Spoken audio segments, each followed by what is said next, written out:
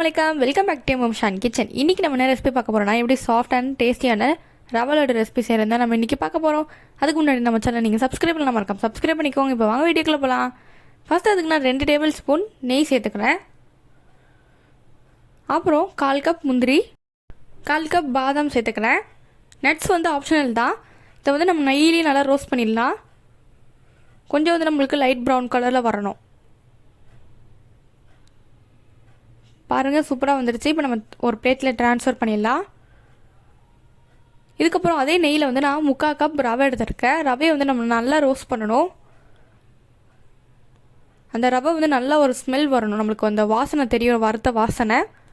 அந்த அளவு வர வரைக்கும் நம்ம வறுத்தரணும். இப்போது வந்து நான் 1/4 கப் வந்து டெசிகேட்டட் கோகோனட் பவுடர் சேர்த்துருக்கேன். நீங்கள் வந்து ஃப்ரெஷ்ஷான திருவி கூட சேர்த்துக்கலாம். அதையும் நம்ம நல்லா அந்த ரவையோட வறுத்துட்டு 3லேருந்து 4 டேபிள் ஸ்பூன் பால் சேர்த்துக்கிறேன். கொஞ்சம் நம்மளுக்கு உருண்டை பிடிக்கிறதுக்கு கரெக்டாக இருக்கும், கொஞ்சம் ரவை வேகிறதுக்கும் கரெக்டாக இருக்கும்.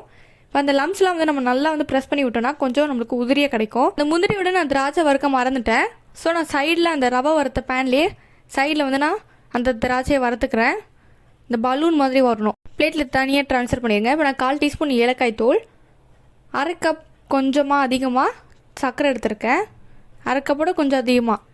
இப்போ வந்து நம்ம நல்லா வந்து அது கொஞ்சம் மெல்ட் ஆகிற வரைக்கும் நம்ம நல்லா மிக்ஸ் பண்ணிக்கலாம்.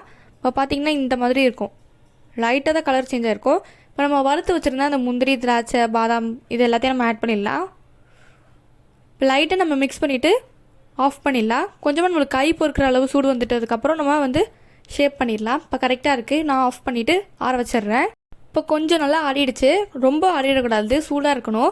இப்போ நல்லா உதிரியாக இருக்குது. இப்போ நான் நிறைய எடுத்துக்கிறேன். நிறைய எடுக்கும்போது என்ன ஆகும்னா நம்மளுக்கு அதை பிடிக்க அந்த எக்ஸஸ்லாம் வெளியே போனதுக்கப்புறம் ஒரு ஷேப், ரவுண்ட் ஷேப் கிடைக்கும். இப்போ பர்ஃபெக்டாக வந்து நம்மளுக்கு ரவுண்ட் ஷேப் கிடச்சிருச்சு.